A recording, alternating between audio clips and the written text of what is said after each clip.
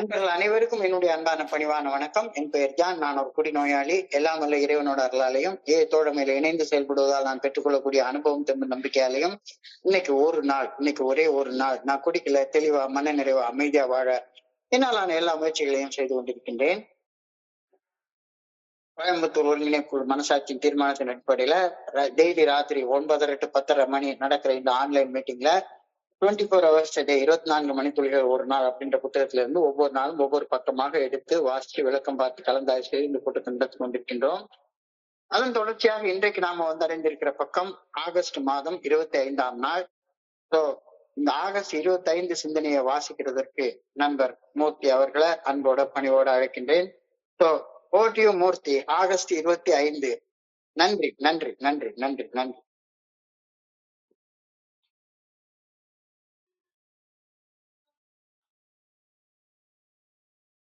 hours a day ஆங்கில புத்தகத்தின் தமிழாக்கம் 24 மணித்துளிகள் ஒரு நாள்.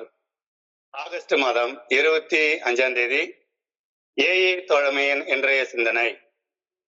நாம் நமது தவறுகளின் உண்மையான தன்மை குறித்து இன்னொரு மனிதரிடம் பேசாத வரை ஏஏ தோழமை பரிந்துரைக்கும் மீட்பு திட்டத்தின் பலன்களை பெருமளவு தேவையான அடக்கம், துணிவு, நேர்மை ஆகிய ஆன்மீக பண்புகளை அடைய மாட்டோம்.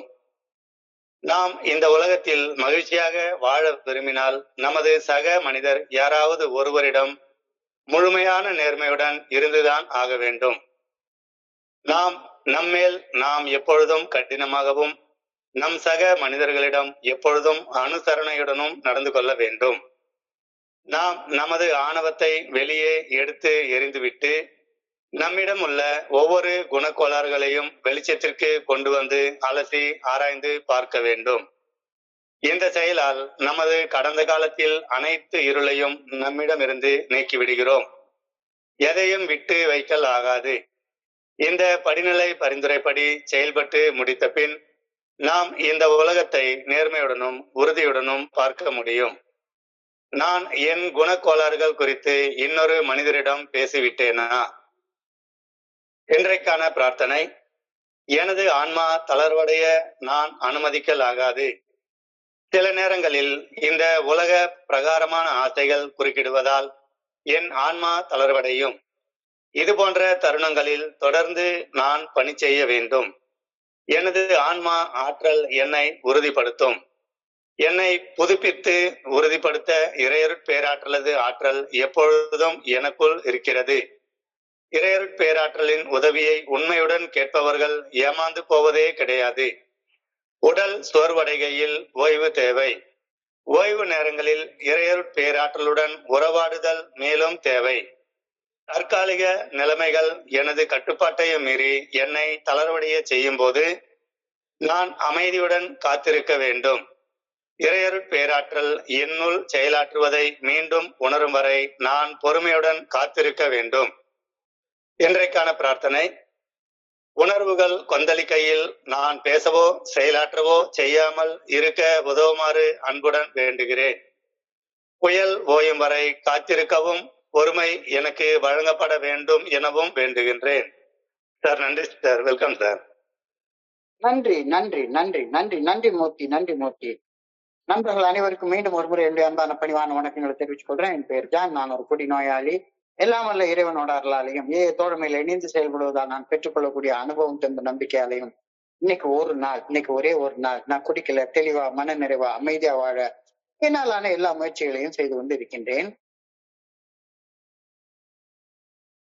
தோழமை பரிந்துரைக்கக்கூடிய 12 படிகள் அடங்கிய மீட்படையும் செயல் திட்டத்தின் 4வது படிநிலை பரிந்துரைப்படி நமக்குள்ளார இருக்கக்கூடிய பயம், அச்சம், கூச்சம், வெக்கம் இது எல்லாத்தையும் தூக்கி தூர போட்டுட்டு நம்மை பற்றி ஒரு ஆழமான ஒரு சுய மதிப்பீடு செய்து பார்க்கிறோம்.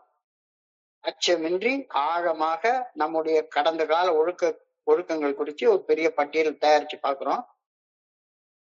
பட்டியல் தயாரிச்சு கையில வச்சுக்கிறது பாதிக்கு கிணறு தாண்டறதுக்கு சமமானது. பட்டியலை தயாரிச்சுட்டேன், அதை திரும்ப கையிலே வச்சிட்டு இருக்கிறேன் அப்படின்ற செயல் தனி மனித சுய மதிப்பீடு போதுமானதாக இருப்பதே இல்லை. குடிநோயாளிகளாகிய நாம் இயல்பாகவே நமது நடத்தையை நியாயப்படுத்தும் மனிதர்களாகவும் நமது வெட்கங்களை மறைக்கும் மனிதர்களாகவும் இருக்கின்றோம் அப்படின்ற வார்த்தையை இன்னைக்கு நமக்கு ஞாபகப்படுத்துறாங்க. நான் எத்தனையோ தடவை எவ்வளவோ நண்பர்கள் எனக்கூட ஃபோர்த் ஸ்டெப், ஃபிஃப்த் ஸ்டெப் பண்ணணும்னு என்கிட்ட வந்திருக்காங்க இந்த 30 வருஷ காலத்துல. எல்லா நண்பர்களும் ஃபோர்த் ஸ்டெப் பண்ணி முடிச்சுட்டு ஃபிஃப்த் ஸ்டெப் பண்றதுக்கு வர்ற நேரத்துல தவறுகளின் உண்மையான தன்மையை ஒரு வரியில ஒருத்தருமே சொன்னது கிடையாது. ஒருத்தருமே சொல்ல மாட்டாங்க. என்னுடைய குருஜிலாம் என்கிட்ட கரெக்டா சொல்லிட்டாரு. நான் பெரிய ராமாயணம் மகாபாரத கதை சொல்றதுக்காக தயாராக இருந்தேன். இங்க பாரு, தவறுகளின் உண்மையான தன்மைய ஒரு வரியில சொல்லணும்.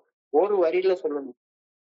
தவறுகளை நியாயப்படுத்துற மாதிரி இந்தந்த சூழ்நிலைகள்ல நான் இந்த தவறு செஞ்சேன், ஆனா இந்த தவறு செஞ்சதுக்கு இன்ன காரணம், அன்ன காரணம், இன்னார் காரணம், அன்னார் காரணம் அப்படின்ற மாதிரியான ராமாயண மகாபாரத கதையெல்லாம் சொல்லக்கூடாது.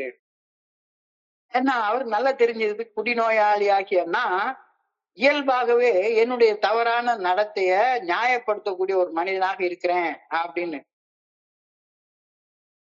ரொம்ப அவமானப்பட்ட நிகழ்ச்சிகளை, வெட்கங்களை இயல்பாக மறைத்து சொல்லணும் அப்படின்ற மனுஷனாகத்தான் நினைக்கிறேன். நான் என்னை பெருமைப்படுத்தி தான் எனக்கு பேசவே பழக்கம் வரும். என்னுடைய வெட்கங்களை சொல்றப்ப கூட ஹியூபரிஸ்டிக் பிரைட் அப்படின்னு சொல்லுவாங்க. அதையும் ஒரு ஆணவத்தோட மட்டும்தான் நான் சொல்லுவேன். குடிநோயாளிகளாகிய நாம் இயல்பாகவே நமது நடத்தைகளை நியாயப்படுத்தும் மனிதர்களாகவும் நம்முடைய வெட்கங்களை மறைக்கும் மனிதர்களாகவும் இருக்கின்றோம். எனவே நமது குறைபாடுகளை தெளிவாக காண நமக்கு உதவ ஒரு நடுநிலையான மனசுல இருந்து நம்மை அன்போட ஆதரிக்கக்கூடிய ஒரு மனிதர் நமக்கு தேவைப்படுகிறார். இப்போ அட்மிட் அப்படின்னாலே என்ன அர்த்தம்? யாரோ ஒருத்தட்ட ஒப்புக்கொள்றோம். கடவுள்கிட்ட ஒப்புக்கொள்றது, கடவுளுக்கு உருவம் கிடையாது, வடிவம் கிடையாது, அவர் எங்க இருக்காருன்னு தெரியாது. இப்போ கடவுளுக்கு சாட்சியாக ஒரு மனுஷன்கிட்ட ஒப்புக்கொள்றோம். இப்போ குடிநோயாளிகளாகிய நாம் நம்முடைய குறைபாடுகளை தெளிவாக காண நமக்கு உதவ ஒரு நடுநிலையான நிலையில் இருந்து நம்மை அன்புடன் ஆதரிக்கும் ஒரு மனிதர் நமக்கு தேவைப்படுகின்றார். இப்ப 5வது ஸ்டெப் செய்யணும் அப்படின்னா நமக்கு இன்னொரு மனுஷனுடைய உதவி நமக்கு தேவைப்படுகிறது. அப்படி நம்மை அன்போடு ஆதரிக்கக்கூடிய அந்த மனிதரிடம் நம்முடைய கடந்த கால அவமானம் மிக்க அனுபவங்களை பகிர்ந்து கொள்வதால் அந்த பகிர்தலில் நம் தவறுகளின் உண்மையான தன்மையை ஒப்புக்கொள்வதால் நம்முடைய அகங்காரமும் ஆணவமும் தன்முனைப்பும் வெல்லப்படுகின்றது. உள்ளுக்குள்ளார ஆணவத்தையும் அகங்காரத்தையும் தன்முனைப்பையும் ஈகோவையும் வச்சுக்கிட்டு இருக்கிறவன் ஸ்டெப் இன்னொரு மனுஷன்கிட்ட செய்யவே முடியாது. இன்னொரு மனுஷன் முன்னால செய்யவே முடியாது. நம்மை அன்போடு ஆதரிக்கக்கூடிய அந்த மனிதரிடம் நம்முடைய கடந்த கால அவமானம் மிக்க அனுபவங்களை பகிர்ந்து கொள்வதால் அந்த பகிர்தலில் நம் தவறுகளின் உண்மையான தன்மையை ஒப்புக்கொள்வதால் நம்முடைய அகங்காரமும் ஆணவமும் தன்முனைப்பும் ஈகோவும் வெல்லப்படுகிறது. பயம் நம்மை விட்டு அகன்று போகின்றது. ஸ்டெப் செய்யற வரைக்கும் அந்த பயம் இருந்துட்டே இருக்கும். நமக்கு நாமே நேர்மையுடன் இருக்கும் தன்மை வளர ஆரம்பிக்கிறது. ஸ்டெப் செய்யறப்பதான் to be true to your own self, உனக்கு நீயே நேர்மையாக இரு, உனக்கு நீயே உண்மையாக இரு அப்படின்ற அந்த தன்மை நம்மளுக்குள்ளார வளர ஆரம்பிக்கும். ஸோ இறையர் பேராற்றலின் நல்ல ஒழுங்கான வழிகாட்டுதலுக்கு பணிந்து செயல்படும் அந்த பணிவிற்கான அடித்தளம் இந்த 5வது ஸ்டெப்ல தான் இடப்படுகின்றது. 7வது ஸ்டெப்ல பணிவோட இறைவன்கிட்ட வேண்டுறோம், ஹியூமிலிட்டி. ஆனா அந்த பணிவிற்கான அடித்தளம் எங்க இடப்படுகின்றதுன்னா அந்த 5வது படியில கடவுள் சாட்சியாக ஒரு மனுஷன் முன்னால கடவுள்கிட்ட என்னுடைய தவறுகளின் உண்மையான தன்மையை ஒப்புக்கொள்ளும் போது உண்மையான பணிவு அப்பதான் உண்டாகுது. இறையர் பேராற்றலின் நல்ல ஒழுங்கான வழிகாட்டுதலுக்கு பணிந்து செயல்படும் பணிவிற்கான அடித்தளம் இந்த 5வது படிநிலை பரிந்துரைகள் நம்ம செயல்படும் போது நமக்கு ஏற்படுகின்றது. இதைதான் இன்னைக்கு சிந்தனையுடைய முதல் வார்த்தையாக எழுதியிருக்காங்க.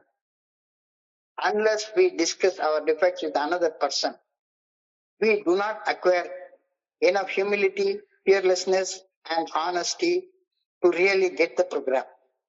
இதுதான் இன்னைக்கு சிந்தனையுடைய முதல் வார்த்தை.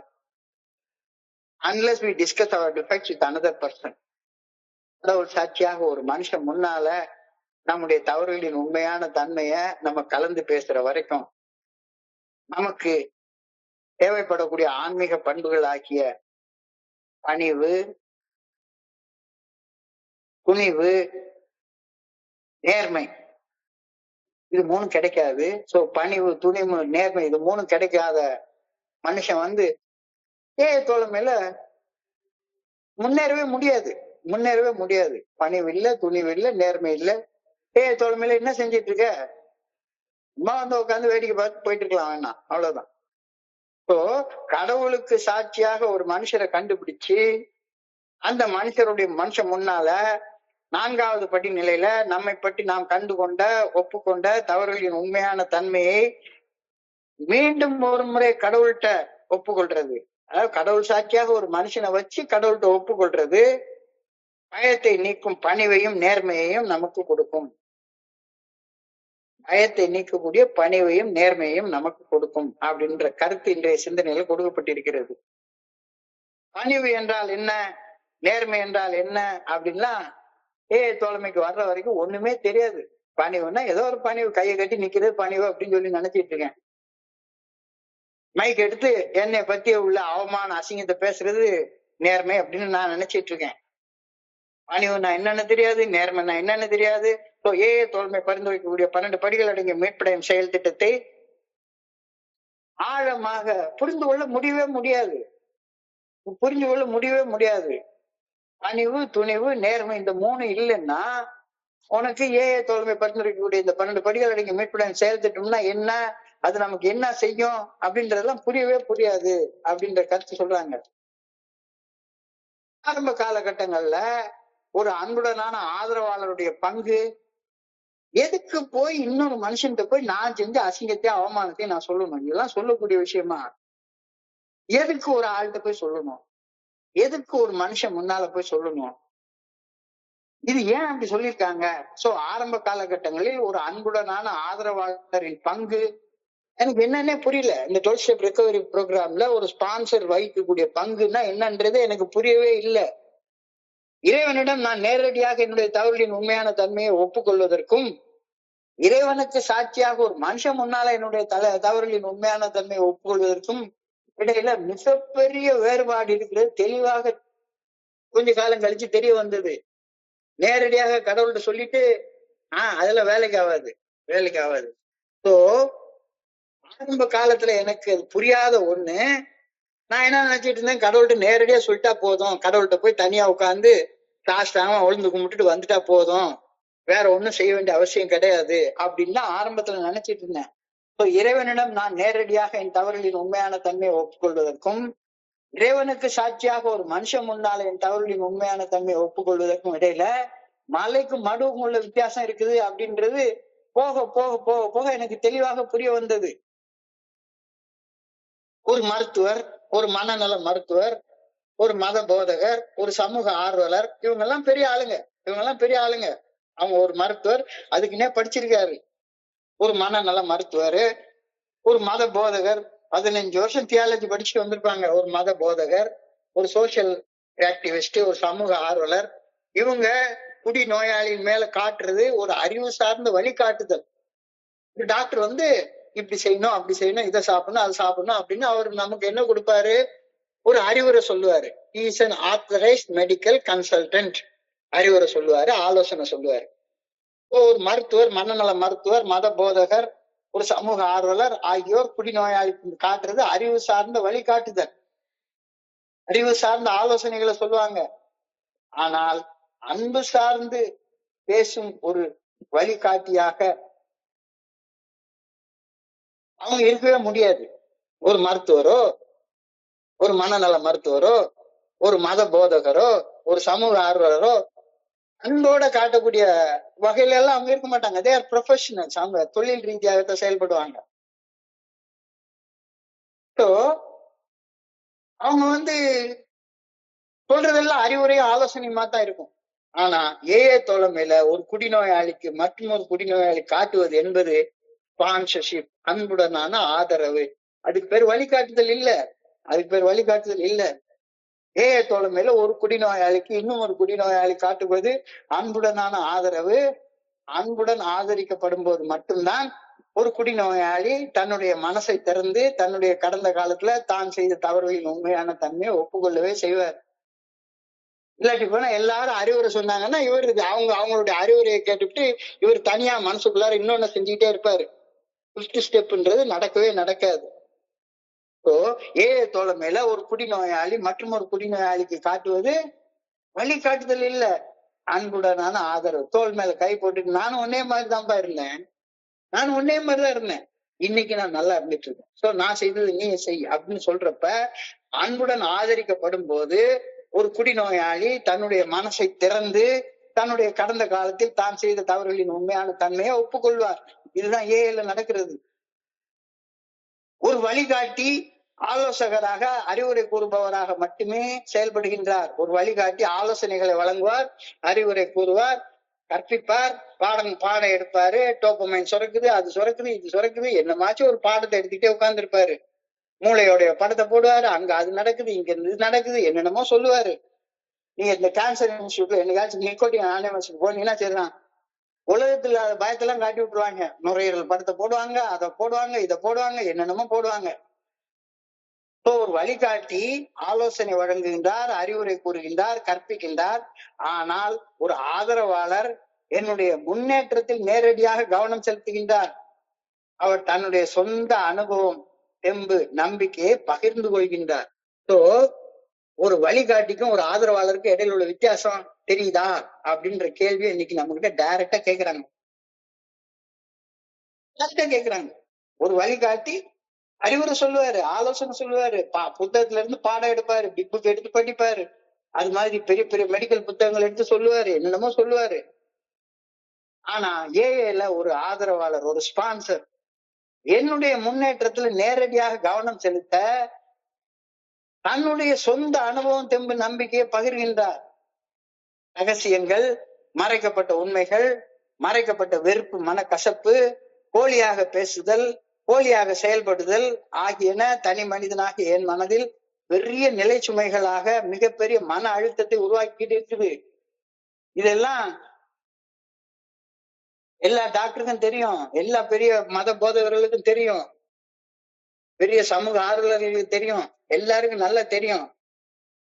ரகசியங்கள், மறைக்கப்பட்ட உண்மைகள், மறைக்கப்பட்ட வெறுப்பு, மனக்கசப்பு, போலியாக பேசி செயல்படுதல் ஆகியன தனி மனிதனாகிய என் மனசுல பெரிய நிலைச்சுமைகளாக, ஒரு டெட் வெயிட்டாக இருந்தது, பெரிய மன அழுத்தத்தை உருவாக்குறது எல்லாருக்கும் தெரியும். இந்த பெரிய நிலைச்சுமைய என்னிடமிருந்து நீக்கி ஒரு தெளிவான மனசாட்சியோட வாழ்வதற்கு ஒரு வழிகாட்டி உதவவே முடியாது. ஒரு அன்புடனான ஆதரவாளர் மட்டும்தான் உதவ முடியும், ஒரு ஸ்பான்சர் மட்டும்தான் உதவ முடியும். ஒரு ஆதரவாளரின் பங்கு இங்க ரொம்ப ரொம்ப ரொம்ப ரொம்ப முக்கியமானது அப்படின்ற கருத்து இன்னைக்கு சிந்தனையில சொல்லப்பட்டிருக்கிறது. வழிகாட்டி வேண்டாம், ஆதரவாளர் வேணும். வழிகாட்டி வேண்டாம், வழிகாட்டிக்கு ஆதரவாளருக்கு உள்ள வித்தியாசத்தை அழகா சொல்றாங்க. ஒரு மருத்துவர் நமக்கு வழிகாட்டுவாரு. எஸ், திராட்சை லிவர் வந்திருக்குன்னா மருத்துவர்கிட்ட தான் போய் பார்க்கணும். ஆனா என் மனசுல இருக்கிற குற்ற உணர்ச்சிய பகிர்ந்து போக வைக்கணும் அப்படின்னா அவரு காட்டுற தெரப்பி எல்லாம் அங்க வேலை செய்யவே இல்லை. ரகசியங்கள், மறைக்கப்பட்ட உண்மைகள், மறைக்கப்பட்ட வெறுப்பு, மனக்கசப்பு, போலியாக பேசக்கூடிய தன்மை, இதெல்லாம் என் மனசுக்குள்ளார மிகப்பெரிய நிலை சுமையாக இருந்து மிகப்பெரிய மன அழுத்தத்தை உருவாக்குகின்றது. இந்த பெரும் நிலை சுமையை எங்கிட்ட இறக்கி வைக்கிறதுக்கு, ஒரு தெளிவான மனசாட்சியோட வாழ்வதற்கு எனக்கு தேவைப்படுகிறது அன்பு, ஆதரவு. அன்பு, ஆதரவுடைய பங்குதான் ரொம்ப முக்கியமானது. இப்போ மனசுல தேக்கி வச்சிருக்கக்கூடிய ரகசியங்கள், வெறுப்புகள், மனக்கசப்புகள் என் மனநலத்தை வெகுவாக பாதிக்கின்றன. உன் மனநலம் ஏன் பாதிக்கப்படுது? உள்ளுக்குள்ளார பூட்டி வச்சிருக்கக்கூடிய ரகசியங்கள், உள்ளுக்குள்ளார பூட்டி வச்சிருக்கக்கூடிய வெறுப்பு, உள்ளுக்குள்ளார பூட்டி வச்சிருக்கிற மனக்கசப்பு, உள்ளுக்குள்ளார பூட்டி வச்சிருக்கிற எரிச்சல், இது என்னுடைய மனநலத்தை டைரக்டா பாதிக்குது. மனநல பாதிப்பு உடல்நல குறைபாடுகளை விளைவிக்கின்றது. மனநலம் இல்லைன்னா உடல் நலம் இருக்கவே இருக்காது. எனக்கு மனநலம் இருக்கு, எல்லார் மேலயும் ஒரே வெறுப்பு இருக்கு, கோபம் இருக்கு, எப்ப பார்த்தாலும் வெறுப்போட பேசிட்டு இருக்கேன், கோபத்தோட பேசிட்டு இருக்கேன், பயந்துட்டு இருக்கேன், சந்தேகத்துல இருக்கேன், எப்ப பார்த்தாலும் காமத்துல இருக்கேன், ஆனா என் உடம்பு பெர்ஃபெக்டா இருக்குது அப்படின்னு யாராவது சொன்னாங்கன்னா அதை நம்ப முடியுமா? மனநல குறைபாடு உடல் நல குறைபாடுகளை விளைவிக்கின்றது. ஒரு அன்புடனான ஆதரவாளர் எனக்கு நானே வாழும், நேர்மையோட வாழும் கலையை எனக்கு என்னுடைய அனுபவத்தின் மூலமாக என்னிடம் பகிர்ந்து கொள்கின்றார். எனக்கு நீங்க உண்மையாக இருக்கிறது எப்படி அப்படின்றத நேரடியாக தன்னுடைய அனுபவத்தின் மூலமாக ஒரு ஸ்பான்சர் எனக்கு சொல்லித் தர்றாரு. வாழ்க்கை என்பது it is not a science, life is an art. வாழும் கலை, art of living, art of living. So மனநலம் பாதிக்கப்பட்ட, மனநலத்தால் உடல்நலம் பாதிக்கப்பட்ட எனக்கு ஒரு அன்புடனான ஆதரவாளர் எனக்கு நானே நேர்மையுடன் வாழும் கலையை தன்னுடைய அனுபவத்தின் மூலமாக என்னிட்ட பகிர்ந்து கொள்கிறார். பகிர்ந்து கொள்வதன் மூலமாக அர்த்தமுள்ள உறவுகளை உருவாக்கும் வாழ்க்கை கலையை நான் கற்றுக்கொள்கின்றேன். எனக்கு என்னுடைய ஸ்பான்சருக்கு இடையில ஒரு உடைக்க முடியாத ஒரு அன்புடனான ஒரு பாண்ட் உருவாகுது. ஏன்னா இங்க 2 பேருக்கு இடையில ரகசியங்கள் இல்லாம ஒருத்தருக்கு ஒருத்தர் மனம் திறந்து பேசிக் கொள்றப்ப இப்பதான் உண்மையான அன்பு உண்டாகுது. உண்மையான அன்பு உண்டாகுது. என் பொண்டாட்டிட்டு சொல்ல முடியாத ரகசியம் இருக்கு. ஆனா பொண்டாட்டி அன்பு செய்யறேன் அப்படின்னு சொன்னா என்ன அர்த்தம்? அது என்ன அர்த்தம்? ரகசியங்களை உள்ள மறைச்சு வச்சுட்டு அன்பு செய்ய முடியுமா என்ன? அர்த்தமுள்ள உறவுகளை உருவாக்க முடியுமா என்ன? யாராச்சும் ஒரு மனுஷங்கிட்ட இந்த உலகத்துல நீ முழுமையாக உண்மையாக இருக்காத வரைக்கும் அர்த்தமுள்ள உறவுகளை உன்னால உருவாக்குற வாழ்க்கை கலையை கற்றுக்கொள்ளவே முடியாது. இது இன்னைக்கு சிந்தனையோடைய 2வது வரியில அழகாக கொடுக்கப்பட்டிருக்கிறது. We must be entirely honest with somebody if we expect to live happily in this world.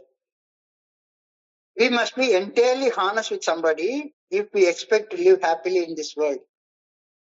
நான் இந்த உலகத்துல மகிழ்ச்சியோடையும் நிம்மதியோடையும் ஆனந்தத்தோடையும் நிறைவாகவும் உள்ள சமநிலையோடையும் வாழ விரும்பினால் இந்த உலகத்துல யாராவது ஒருத்தர்கிட்டயாவது முழுமையான நேர்மையுடன் நான் இருந்து கொண்டாக வேண்டும்.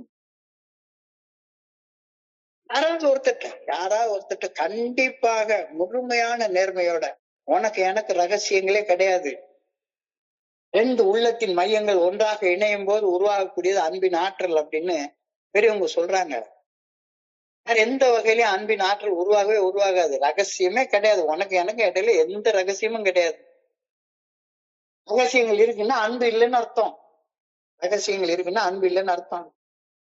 நான் அழகா சட்டையை போட்டுட்டு நாத்த மருந்து அடிச்சுக்கிட்டு வெள்ளையும் சொல்லையுமா நின்றுட்டு வேஷம் போட்டுட்டு தான் உட்கார்ந்து இருப்பேன் ஒளிஞ்சு. அன்போடைய ஒரு உறவு கொள்ள என்னால முடியாது. அன்போட உறவு கொள்ளணும் அப்படின்னு சொன்னா we must be entirely ready to be honest with somebody if we expect to live happily in this world. நான் இந்த உலகத்தோட இந்த பூ உலகத்தோட மகிழ்வோட ஆனந்தமோட நிம்மதியோட நிறைவோட வாழ விரும்பினால் இந்த உலகத்துல யாராவது ஒருவருடனாவது முழுமையான நேர்மையுடன் நான் இருந்தாக வேண்டும். எனக்குள்ளார முழுமையான நேர்மையோடு இருந்தாகணும். சோ நான் என்னையே கடுமையாக நுணுக்கமாக துல்லியமாக அகத்தாய்வு செய்து பார்க்கும் அதே வேளையில என்னுடைய சக மனிதர்களை அகத்தாய்வு செய்வதில் கடுமையும் நுணுக்கத்தையும் துல்லியத்தையும் காட்ட வேண்டிய அவசியமே கிடையாது. நான் என்னுடைய இன்வென்ட்ரி எடுக்கவே மாட்டேன். எப்பவுமே பக்கத்துல இருக்க மனுஷனுடைய இன்வென்ட்ரிய நுண்ணியமா துணுக்கமா கடுமையா டஃப் லவ் காட்டி. எனக்கு இந்த கேல புரியாத ஒரு வார்த்தை என்னன்னா இந்த டஃப் லவ் அப்படின்னு ஒண்ணு சொல்லுவாங்க. ஒரு ஸ்பான்சர் அவர் கடுமையான அன்பு காட்டுறவன். அன்பு எப்படி கடுமையாக இருக்க முடியும்? நான் என்கிட்ட கடுமையாக என்னுடைய கடந்த காலத்தை அலசி ஆராய்ஞ்சு பார்க்கும்போது நுணுக்கமாக துல்லியமாக அகத்தாய்வு செய்து பார்க்கணும். அதே வேளையில என்னுடைய சக மனிதர்களை அகத்தாய்வு செய்யக்கூடாது. என்னுடைய சக மனிதர்கள் கடுமையாக நுணுக்கமாக துல்லியமாக அகத்தாய்வு செய்தா நான் என்னுடைய வேலையை விட்டுட்டு வேற ஏதோ ஒரு வேலையில நான் பார்த்துட்டு உட்கார்ந்துருக்கேன்.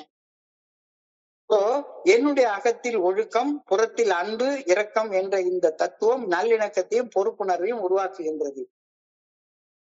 எவ்வளவு அழகான ஒரு வார்த்தை எழுதிட்டா பாருங்க. என்னுடைய அகத்தில் ஒழுக்கம். எனக்குள்ளார அகத்தில் ஒழுக்கம். நான் அடுத்தவங்க ஒழுக்கமா இருக்காங்களா அப்படின்றத பார்க்கவே இல்லை. ஒழுக்கம் இல்லாதவங்க மேலயும் சரிதான் எனக்குள்ளார அன்பு இருக்கு, இரக்கம் இருக்கு. ஒழுக்கம் உள்ளவனை மட்டும்தான் நான் அன்பு செய்வேன்னா நான் புத்தர் இயேசுவை மட்டும்தான் அன்பு செய்ய முடியும். வேற யாரும் அன்பு செய்ய முடியும்? என்னுடைய அகத்தில் ஒழுக்கம், என்னுடைய புறத்தில் அன்பு இரக்கம் என்றும் இந்த தத்துவம் நல்லிணக்கத்தையும் பொறுப்புணர்ச்சியும் உருவாக்குகின்றது. பொறுப்பு கூறல், accountability, examining my personal defects and taking ownership of my mistakes. என்னுடைய தனிப்பட்ட ஒழுக்கப்பட்டியலை தயார் பண்ணி அந்த ஒழுக்கப்பட்டியல நான் கண்ட தவறுகளின் உண்மையான தன்மைக்கு நான் தான் பொறுப்பு அப்படின்னு ஏற்றுக்கொள்றது. என்னுடைய அகத்தை ஆய்வு செய்து அங்கு நான் காணும் தவறுகளுக்கு பொறுப்பேற்க கற்றுக்கொண்டாக வேண்டும். பொறுப்பேற்க கற்றுக்கொள்றது அடுத்த நிலையில பார்த்தோம்னா பக்கத்து மனிதர்கள் அவங்க மேல கம்பேஷன் அண்ட் லவ், அறிவு. நான் எனக்குள்ளார நான் காணக்கூடிய தவறுகளுக்கு என் சக மனிதர்கள் காரணம் என்று என் மனசுக்குள்ளார நான் நினைச்சேன்னா அந்த சக மனிதர்கள் மேல உருவாகும் வெறுப்பு, மனக்கசப்பு என்னைய சாகடிச்சிரும். ஸோ ஆட்டோமேட்டிக்கா எனக்கு நிறைய மனிதர்கள் மேல வெறுப்பு, மனக்கசப்பு உண்டாகுது. என்னுடைய தவறுகளுக்கு நானே பொறுப்பு அப்படின்ற அக்கௌண்டபிலிட்டி, அந்த பொறுப்பை நான் ஏற்கும் போது டிஸ்கிளைமர் போடக்கூடாது, பொறுப்பு இழப்பு சொல்லக்கூடாது. நான் தான் பொறுப்பு அப்படின்னு சொல்ற நேரத்துல என் சக மனிதர்கள் மேல உருவாகும் வெறுப்பு, மனக்கசப்பு ஆகியன பரிவாக, அன்பாக மாற்றம் அடையும், தானா மாற்றம் அடையும். So I must be hard on myself but always considerate on others. எனக்கு நானே கடுமையாக இருக்கணும், ஆனா என்னுடைய சக மனிதர்கள் மேல எப்பவுமே அனுசரணையோட இருக்கணும். நான் எப்போது என் மேல கடினமாகவும் என்னுடைய சக மனிதர்கள் மீது அனுசரணையுடன் நடந்து கொள்ள வேண்டும். என்னுடைய தவறுகளுக்கு நியாயம் கற்பிக்கும் தற்காப்பு மனப்பான்மை, டிஃபென்ஸ் மெக்கானிசம்னு சொல்லுவாங்க. நான் தப்பு செய்யல, எப்ப பார்த்தாலும் என்னுடைய தவறுகளுக்கு நான் ஒரு நியாயம் கற்பிக்கிற மூடுலயே இருந்துட்டே இருக்கிறேன். என்னுடைய தவறுகளுக்கு நியாயம் கற்பிக்கும் தற்காப்பு மனப்பான்மை, மறுப்பு, டினையல், பிறர் என்னை பற்றி என்ன எண்ணுவார்களோ அப்படின்ற பயம், இதெல்லாம் என்கிட்ட இருந்தேன்னா சரிதான் ஃபிஃப்த் ஸ்டெப் செய்யவே முடியாது. நான் தப்பு செய்தேன் ஆனால் அப்படின்னு ஆரம்பிச்சதுனாலே அவன் வீணா நம்மள ஸ்பான்சர் பண்ற ஸ்பான்சரையும் வீணாக்கி சும்மா இருப்பான். என்னுடைய தவறுகளுக்கு நியாயம் கற்பிக்கும் தற்காப்பு மனப்பான்மை, டினையல், நான் தப்பு செஞ்சேன் ஆனா அந்த தப்பு இன்ன காரணம் அன்ன காரணம் அப்படின்னு தப்புகளுக்கு எல்லாம் நியாயம் கற்கக்கூடிய மனப்பான்மை, தப்புகளை மறுக்கக்கூடிய தன்மை தானே. பிறர் என்னை பற்றி என்ன எண்ணுவார்களோ அப்படின்ற பயம். ஸ்பான்சர்ட்ட பார்த்த உடனே ஸ்பான்சர் நான் இந்த தப்பா அவர்கிட்ட போய் சொல்லிட்டேன்னா அவர் என்னை பத்தி என்ன நினைப்பாரு, அதனால அதெல்லாம் நான் சொல்ல மாட்டேன் அப்படின்ற அந்த பய உணர்ச்சி வந்துட்டா எல்லாத்தையும் விட்டாதான் செய்ய முடியும். என்னுடைய குணங்கள் மற்றும் கோளாறுகளின் ஒவ்வொரு பரிணாமத்தையும் வெளிச்சத்துக்கு கொண்டு வர வேண்டும். தனிப்பட்ட நடத்தைகளையும் குறைபாடுகளையும் கூர்மையாக ஆராய்ந்து பார்க்க வேண்டும்.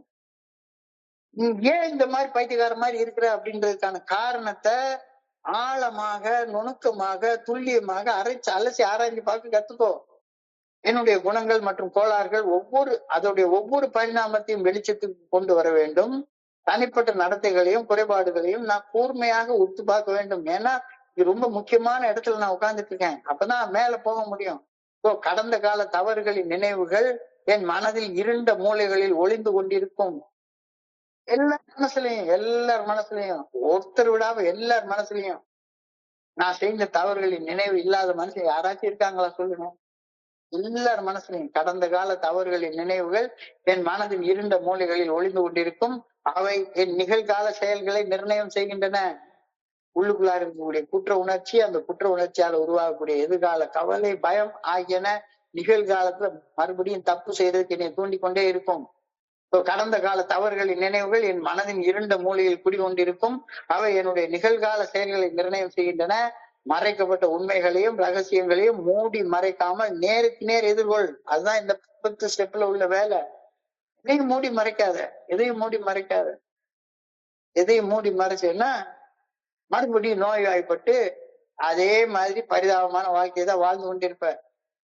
We pocket our pride and go to it, illuminating every twist of character and every dark cranny of our past. இது 4வதாக என்று சிந்தனையில் எழுதப்பட்டிருக்கிற வாக்கியம். நம்முடைய அகங்காரத்தை, ஆணவத்தை, தன்முனைப்பை, தன்னலத்தை, ஈகோவை வெளியே எடுத்து வந்து தூர எரிஞ்சிட்டு we pocket our pride. நம்முடைய ஆணவத்தை, அகங்காரத்தை வேர்ல இருந்து புடுங்கி தூர எரிஞ்சிட்டு நம்மிடம் உள்ள ஒவ்வொரு குணக்கோளாறுகளையும் வெளிச்சத்திற்கு கொண்டு வந்து அலசி ஆராய்ந்து பார்க்க வேண்டும். ஆணவத்தோட இருந்திருந்தேன்னா உன்னுடைய குணக்கோளாறுகளை அலசி ஆராய்ந்து பார்க்கவே முடியாது. நான் இந்த குரூப் ஆரம்பிச்சேன், நான் இந்த குரூப்புக்கு தலைவர், நான் இந்த புத்தகத்தை எழுதினவன் அப்படின்ற மாதிரியாக ஆணவம், தன்னெல்லாம் தன்முனைப்பு இருந்தா என்னுடைய குணக்கோளாறுகளை வெளிச்சத்துக்கு கொண்டாந்து அலசி ஆராய்ச்சி பார்க்க என்னால முடியவே முடியாது. இந்த செயலை செய்யணும்னு சொல்றாரு. நமது ஆணவத்தை, அகங்காரத்தை, தன்னலத்தை, தன்முனைப்பை வெளியே எடுத்து எரிந்து விட்டு நம்மிடம் உள்ள ஒவ்வொரு குணக்கோளாறுகளையும் வெளிச்சத்திற்கு கொண்டு வந்து அலசி ஆராய்ந்து பார்க்க வேண்டும். இந்த அலசி ஆராய்ந்து பார்க்கக்கூடிய செயலால் நம்முடைய கடந்த காலத்தின் அனைத்து இருளையும் நம்மிடமிருந்து நாம் நீக்கி விடுகின்றோம். 5வது ஸ்டெப்லதான் மனசுல உள்ள இருட்டு போகுது. இருள் அகற்றி ஒளி வீசுக அப்படின்னு சொல்லி எங்களுடைய காலேஜ்ல ஒரு மோட்டோ உண்டு. ஒவ்வொரு காலேஜுக்கு ஒரு மோட்டோ உண்டு. இருள் அகற்றி ஒளி வீசுக. ஸோ என்னுடைய குணக்கோளாறுகளை அலசி ஆராய்ந்து பார்க்கக்கூடிய செயலால என்னுடைய கடந்த காலத்தின் அனைத்து இருளையும் என் மனசுல இருந்து நான் நீக்கிட்டு மனசை வெளிச்சமா வச்சுக்கிறேன். ஒன்ன கூட விட்டு வைக்காது.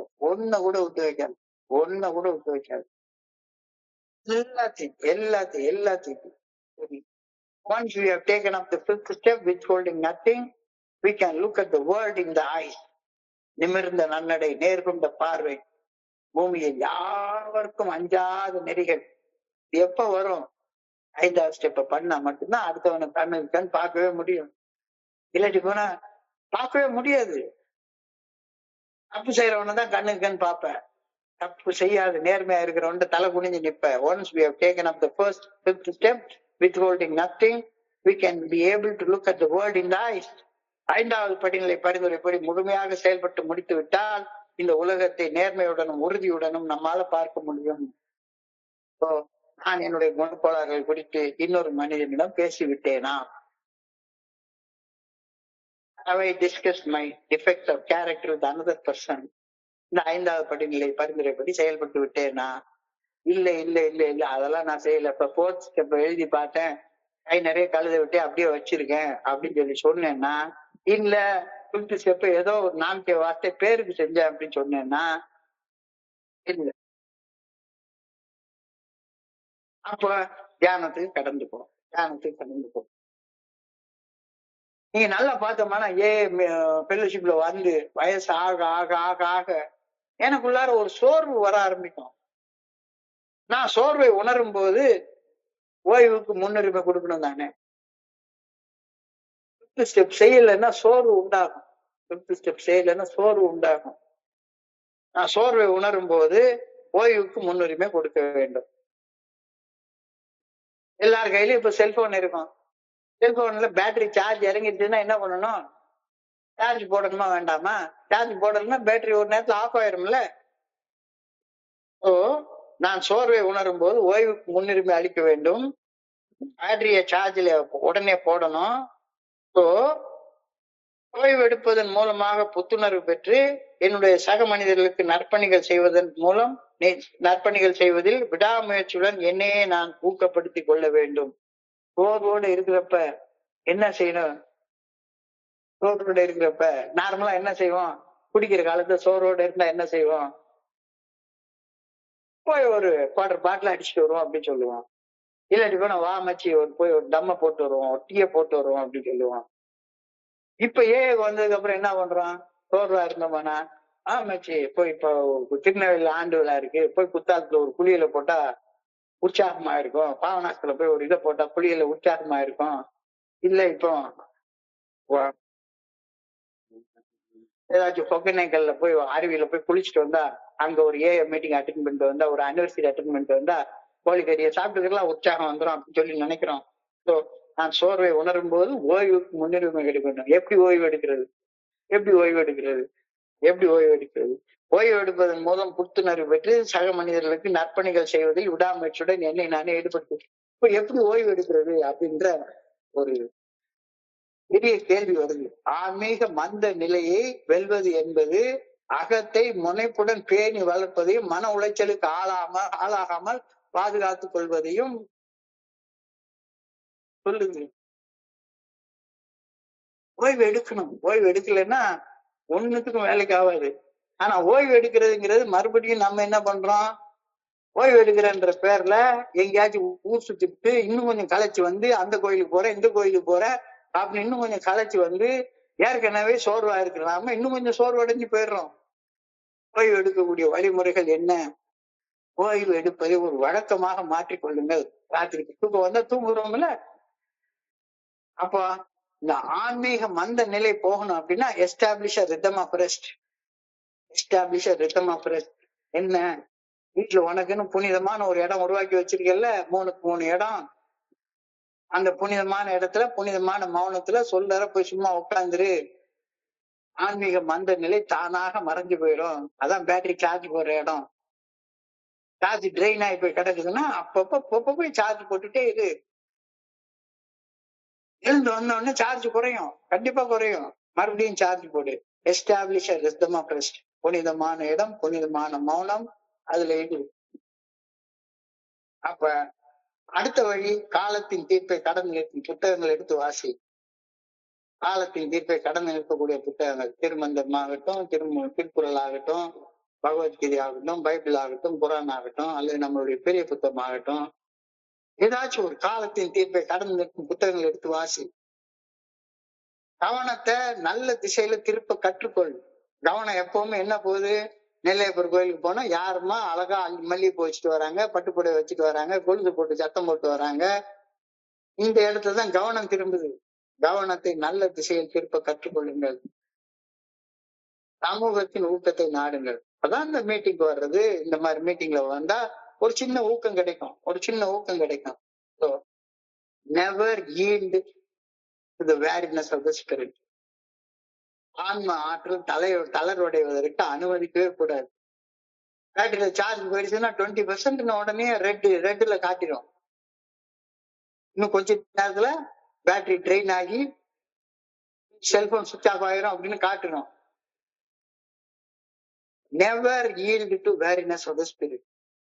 ஆன்ம ஆற்றல் தளர்வடைய ஒரு நாள் அனுமதிக்காது. ரொம்ப டயர்டா போர்டா இருந்ததுன்னா சரியான வழியில போகும். அவனாச்சும் ஒருத்தனை கூப்பிட்டு போய் ஒரு சினிமா பார்த்தா சரியா வந்துடும் அப்படின்னு நினைக்காத. உனக்குன்னு உருவாக்கி வச்சிருக்கிற புனிதமான இடத்துல, புனிதமான மௌனத்துல சொல்ற சும்மா அமர்ந்திருந்து உன்னுடைய பேட்டரியை சார்ஜ் போட்டுக்கோ. சில நேரங்களில் உலக இச்சைகள், உலக பிரகாரமான ஆசைகள் குறுக்கிடுவதால் ஆன்ம ஆற்றல் தளர்வடையும். நிறைய நேரங்கள்ல வரும். என்னடா இது, நம்ம இவ்வளவு தூரத்துக்கு கஷ்டப்பட்டு வேலை செய்யறோம், என் பக்கத்துல இருக்கிறோம், பேசாம ஒரு ரியல் எஸ்டேட் பண்ணா ஒரே ஒரு டீலிங்க முடிச்சான், 1 கோடி ரூபாய் சம்பாதிச்சுட்டான். 1 கோடி ரூபாய் சம்பாதிச்சுட்டு 20 லட்சம் ரூபாய் காரை வாங்கிட்டு அவன் பாட்டுக்கு ஜாலியா போறான். நாமளும் அதே மாதிரி ஏதாவது தப்பு செஞ்சு இதை பண்ணிடலாமா? சில நேரங்களில் உலக இச்சைகள் பிரகாரமான ஆசைகள் குறிப்பிட்டு ஆன்மீக ஆற்றல் தளர்வுடையும். ஆன்மீகம் எல்லாம் தேவையில்லை, ஆன்மீகம் எல்லாம் பண்ண சம்பாதிக்க முடியாது, எல்லா பொண்ணுங்களையும் அனுபவிக்க முடியாது, ஊர் சுத்த முடியாது, தாய்லாந்து போக முடியாது, மசாஜ் பண்ணிக்க முடியாது. இது போன்ற உலக இச்சைகள் பிரகாரமான ஆசைகள் குறிப்பிடுவதால் ஆன்மீக ஆற்றல் தளர்வடையும். இது போன்ற தருணங்கள்ல மறுபடியும் பேட்டரி ட்ரெயின் ஆகுதுன்னு தெரிஞ்சுக்கிட்டு நல்ல பணி செய்வதற்கு சார்ஜ் ஏத்திக்கோ. சார்ஜ் ஏத்துறப்ப உன்னுடைய ஆன்மீக ஆற்றல் மீண்டும் உறுதிப்படும். The world's cares and distraction will intrude and the spirit will become weak. At times like this, carry on and soon the spirit will become strong again. எந்த நேரத்துல சோர்வா இருக்குன்றது நல்லா தெரியும். என்னுடைய குருஜி சொல்லுவாரு, என்னடா இது இந்த மாதிரி மீட்டிங் போறது எரிச்சலா இல்ல, தினசரி இந்த மீட்டிங் போகணுமா? இப்ப பார்த்தாலும் சிந்தனை, தியானம், பிரார்த்தனை, என்னமோ தேவையில்லாத விஷயங்களை பேசிட்டே இருக்காங்க. ஏன்னா வாழ்றதுக்கு உகந்த விஷயமாவே தெரியலையே, இதெல்லாம் பிராக்டிஸ் பண்ணவே முடியலையே அப்படின்னு சொல்லி தெரிஞ்சா என்னைக்காச்சும் ஒரு நாள் ஒரு ஆன்மீக காரியங்கள் போறதுக்கான மன ஊக்கம் இல்லாம இருந்தா ஊக்கத்தை உருவாக்கி கொண்டு அங்க போ. நான் எவ்வளவு பலகீனமாகவும் சோர்வாகவும் உணர்ந்தாலும் நிலையான வலிமையின் ஆற்றல் எப்பொழுதும் எனக்குள்ளாரே உள்ளது அப்படின்றது உனக்கு அங்கெல்லாம் புரிய வரும். எவ்வளவு சோர்வாக இருந்தாலும் சரிதான், எவ்வளவு தாழ்மட்ட நிலையில இருந்தாலும் சரிதான், எவ்வளவு பலகீனமாக இருந்தாலும் சரிதான், நிலையான வலிமையின் ஆற்றல் ஸ்பான்சர் இருந்தாலும் வராது, உனக்குள்ளார இருந்தா வரும். அந்த நிலையான ஆற்றல் உனக்குள்ளாரே உள்ளது.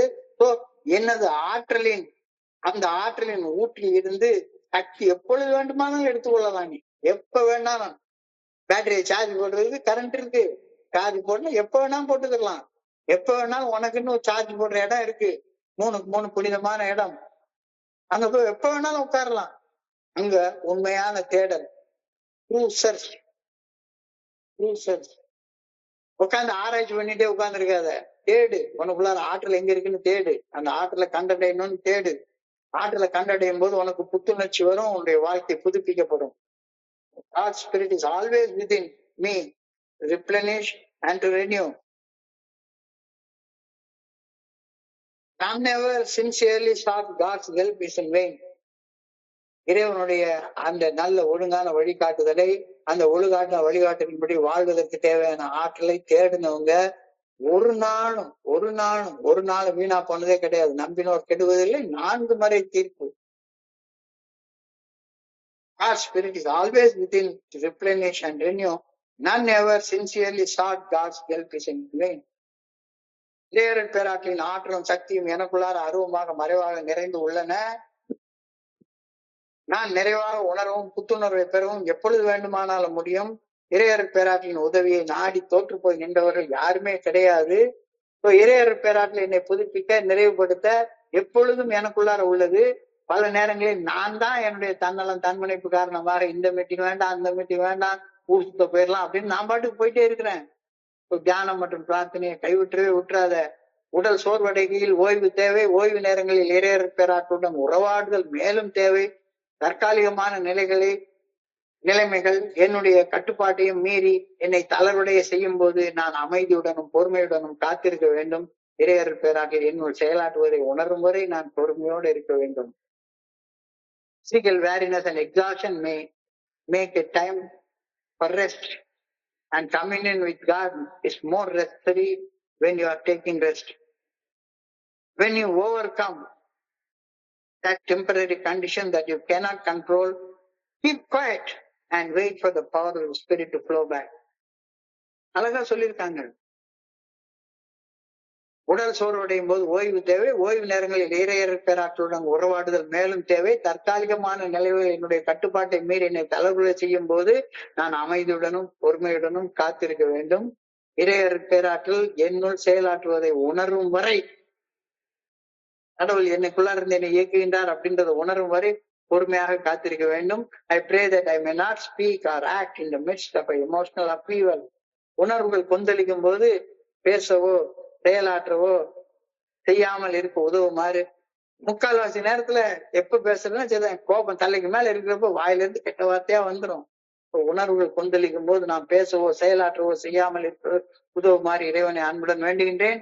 I pray that I may wait until the tempest is passing over. புயல் ஓயும் வரை காத்திருக்கும் பொறுமை எனக்கு. திடீர்னு உள்ளுக்குள்ள ஒரு கொந்தளிப்பு உண்டாகும், ஒரு புயல் உண்டாகும். அந்த நேரத்துல ஒண்ணும் செய்யாத, புனிதமான இடத்துல போய் சொல்ற சும்மா உட்கார்ந்துரு.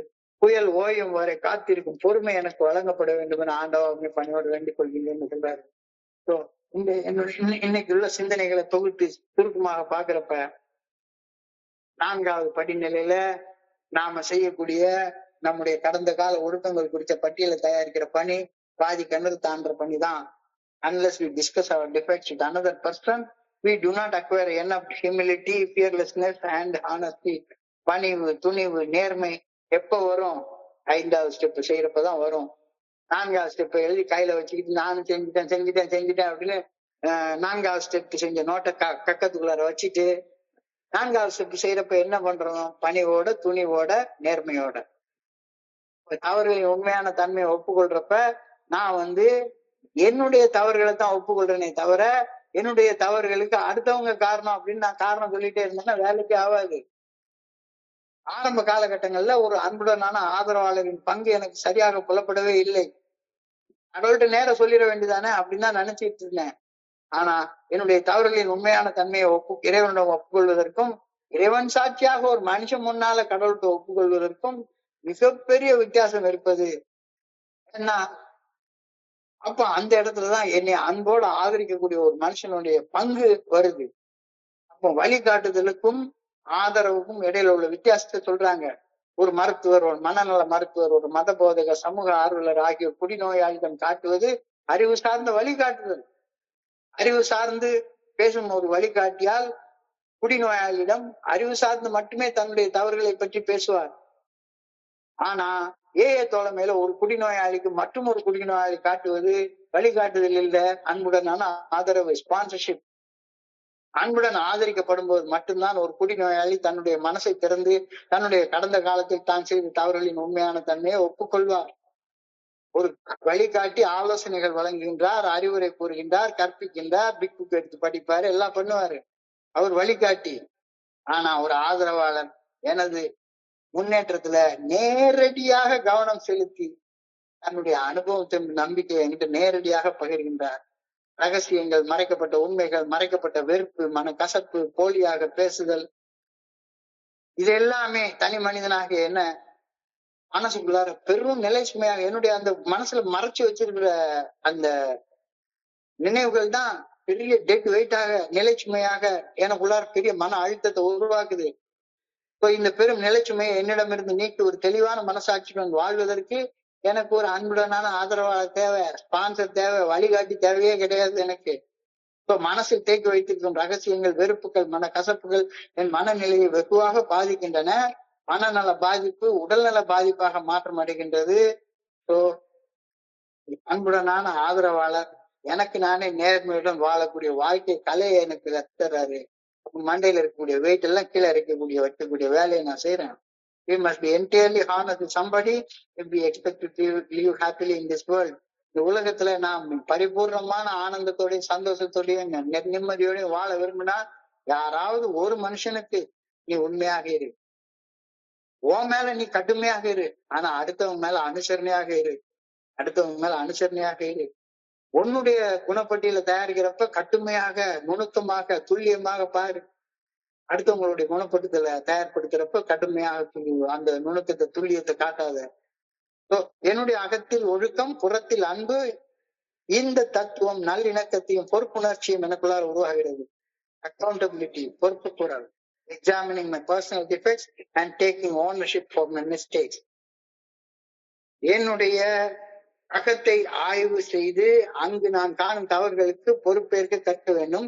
அப்படி பொறுப்பேற்கும் போது ஆட்டோமேட்டிக்கா என்னை சுற்றி வாழக்கூடிய, தவறு செய்து வாழக்கூடிய மனிதர்கள் மேல எனக்கு அன்பும் பரிவும் உண்டாகும். என்னுள் நான் காணும் தவறுகளே என் சக மனிதர்கள் காரணம் என்று என் மனசுக்குள்ளார தோன்றினால் அந்த சக மனிதர்கள் மேல் உருவாகும் வெறுப்பு மற்றும் மனக்கசப்ப நான் பரிவாக, அன்பாக மாற்றும் வாழ்க்கை கலையை நான் கத்துக்கணும். I must be hard on myself but always be considerate on others. நான் எப்பொழுதும் என் மேல கடினமாகவும் என் சக மனிதர்கள் மேல அனுசரணையுடன் இருக்க வேண்டும் அப்படின்னு சொல்றாரு. என்னுடைய தவறுகளுக்கு நியாயம் கற்பிக்கும் தற்காண்டு மனப்பான்மை, வெறுப்பு, மனக்கசப்பு, இதுக்கெல்லாம் நியாயம் சொல்லிட்டு அலையிறது, நான் ஒன்னும் கஷ்டப்படலன்னு மத்திட்டு அலையிறது, பிறருக்கு என்னை பற்றி என்னென்ன எண்ணுவார்களோ அப்படின்னு நினைச்சு செய்யாம இருக்கிறது, எல்லாத்தையும் இப்படி தூரம் போடு. என்னுடைய குணங்கள் மற்றும் குணக்கோளாறுகளின் ஒவ்வொரு பரிணாமத்தையும் வெளிச்சத்திற்கு கொண்டு வருதல், தனிப்பட்ட நடத்தைகளையும் குறைபாடுகளையும் கூர்ந்து கவனித்தல், pocket your pride and go to it eliminating every twist of character, every dark cranny of our past. செஞ்சு பாரு. ஒரே ஒரு ஆள் நீ பொண்டாட்டிட்டு போய் சொல்ல வேண்டாம். உனக்கு நம்பிக்கைக்குரிய ஒரு ஆள் கிடைக்காதா? கடவுள்கிட்ட வேண்டு, கடவுள் உன் முன்னால் ஒரு ஆளை கொண்டாந்து நிறுத்துவாரு. அவர்கிட்ட அந்த 5th step stay. Once we have taken the 5th step withholding nothing, we can look at the world straight. நிமிர்ந்த நன்னடை, நேர்கொண்ட பார்வை எப்போ வரும்? 5th step செஞ்சதுக்கு அப்புறம் வரும். என்னுடைய குணக்கோளாறுகள் நான் இன்னொரு மனுஷன் டிஸ்கஸ் பண்ணிட்டேனா, பண்ணலைன்னா இன்னைக்கு தியானத்துக்கு போ. நான் சோர்வை உணரும் போது ஓய்வுக்கு முன்னுரிமை கொடு. செய்யலைன்னா சோர்வு உண்டாகும், பயங்கரமான சோர்வு உண்டாகும். பேட்டரி ட்ரெயின் ஆயிருக்கு, செல்போன்ல சார்ஜே இல்லைன்னா 20% கீழே வந்துருச்சுன்னா தேவைப்பு காட்டும். சார்ஜ் போடுறது எப்படி? உனக்குன்னு உருவாக்கி வச்சிருக்கிற புனிதமான 3 இடத்துல சொல்லறப்பமா அமர்ந்து இருக்கிறது மட்டும்தான் ஓய்வு எடுக்கிற நேரம். ஆன்மீக மந்த நிலையை ஓய்வெடுத்து அதை சரிப்படுத்துவது என்னுடைய வளர்ச்சிக்கும் மன உளைச்சலுக்கு ஆளாகாமல் நான் இருப்பதையும் பாதுகாப்பையும் உள்ளடக்கியது. ஓய்வுக்கான ஒரு வழக்கத்தை உண்டாக்கிக்கொள். Establish rhythm of rest. அந்த ரிதம் ஆஃப் ரெஸ்ட் தான் புனிதமான இடம், புனிதமான மௌனம், சொல்லறதுமா அமர்ந்திருத்தல். இல்லாத நேரங்கள்ல காலத்தின் தீர்ப்பை கடந்து நிற்கும் புத்தகங்கள் எடுத்து வாசி. ஒரு பகவத்கீதையோ அல்லது ஒரு திருமந்திரத்தையோ, ஒரு திருவாசகத்தையோ அல்லது திருமந்திரத்தையோ அல்லது ஒரு பைபிளையோ ஒரு குரானையோ எடுத்து படி. Never yield weariness to your spirit. Never yield to weariness of the spirit. ஆன்மீக ஆற்றல் தளர்வடைய ஒரு நாள் அனுமதிக்காத. சில நேரங்களில் உலக இச்சைகள் பிரகாரமான ஆசைகள் குறுக்கிட்ட ஆன்மீக ஆற்றல் தளர்வடையும். இது போன்ற தருணங்களில் தொடர்ந்து என்ன பணி செய்யலாம் அப்படின்னு யோசிச்சு பாரு. உனக்குள்ளார அப்படியே திருன்னு சார்ஜ் ஏறிடும். நான் எவ்வளவு பலகீனமாகவும் சோர்வாக உணர்ந்தாலும் நிலையான வலிமையின் ஆற்றல் எப்பொழுதும் எனக்குள்ளாரே இருக்குது. எந்த நேரத்துல வேணாலும் சார்ஜ் போட்டுக்கலாம், எந்த நேரத்துல வேணாலும் சார்ஜ் போட்டுக்கலாம் அப்படின்றத மறக்கவே மறக்காத. God's spirit is always within me to replenish me, to renew me. None ever sincerely sought God's help is in vain. இறையர் பேராற்றலின் ஆற்றும் சக்தியும் எனக்குள் அருவமாக மறைவாக நிறைந்து உள்ளன. நாம் நிறைவாக உணர்வும் புத்தக உணர்வை பெறவும் எப்பொழுது வேண்டுமானாலும் நாம் சார்ஜ் போட்டுக்கலாம். ஆனா நான் தானே போட்டாகணும். இறையர் பேராற்றலை நாடி தோற்று என்றவர் ஒருத்தர் கூட கிடையாது, ஒருத்தர் கூட கிடையாது. உடல் சோர்வடையும் போது ஓய்வு தேவை. ஓய்வு நேரங்களில் இறையர் பேராற்றலுடன் உறவாடுதல் மேலும் தேவை. தற்காலிக நிலைமைகள் என்னுடைய கட்டுப்பாட்டை மீறி என்னை தளர்வு செய்யும் போது நான் அமைதியுடனும் பொறுமையுடனும் காத்திருக்க வேண்டும். இறையர் பேராற்றலை என்னோடு செயலாற்றுவதை உணரும் வரை நான் பொறுமையோடு காத்திருக்கணும். இறையர் பேராற்றலை என்னோடு செயலாற்றுவதை உணரும் வரை நான் பொறுமையோடு காத்திருக்க வேண்டும். I pray that I may not speak or act in the midst of emotional upheaval. உள்ளுக்குள்ளார கொந்தளிச்சுட்டு இருக்குது அப்படின்னா சரிதான், பேட்டரி ட்ரெயின் ஆயிட்டு இருக்குன்னு அர்த்தம். சார்ஜ் போடு. போய் உட்காந்து சார்ஜ் இல்லாம பேசிட்டு ஒரு நேரத்துல பேட்டரி ஆஃப் ஆயிரும், செல்போன் ஆஃப் ஆயிரும், ஒண்ணுமே செய்ய முடியாம போயிடும். உணர்வுகள் கொந்தளிக்கும் போது நான் பேசவோ செயலாற்றவோ செய்யாமல் இருக்க வேண்டும் என இறைவா உண்மை அன்போடு பணிவோடு வேண்டிக் கொள்கின்றேன். I pray that I may wait until the tempest is over. புயல் ஓயும் வரை காத்திருக்கும் பொறுமை. உள்ளுக்குள்ளார மன போராட்டம் கொந்தளிச்சு கிடக்குது. அந்த நேரத்துல எதையும் போய் திருப்திகரமா செஞ்சு விடாத. புயல் ஓயிற வரைக்கும் கொஞ்ச நேரம் கண்ணை முடிச்சு சும்மா உட்காந்துரு, கொஞ்ச நேரம் சும்மா உட்காந்து. புயல் ஓய்வும் வரை காத்திருக்கும் பொறுமை எனக்கு வழங்கப்பட வேண்டும் என ஆண்டவா பணியோடு வேண்டிக் கொள்கின்ற சிந்தனையோட இன்றைய சிந்தனை முடிவடைகின்றது. இன்றைய சிந்தனையை படிக்கிறப்ப என் மனதை கடந்த சில சிந்தனைகளை உங்க கூட பகிர்ந்து கொள்ள இந்த நல்ல வாய்ப்பு உருவாக்கி கொடுத்த குழுவிற்கு என்னுடைய பணிவான நன்றிகளை தெரிவித்துக் கொள்றேன். பொறுமையாக கேட்ட ஒவ்வொரு நண்பருக்கும் என்னுடைய பணிவான நன்றிகள். இந்த இரவு பொழுது நண்பர்களுக்கு இனிமையான இரவாக அமைய இரவு பணியோடு வேண்டிக் கொள்கின்றேன். நன்றி நன்றி நன்றி நன்றி நன்றி நன்றி. வாழ்க வளமுடன்.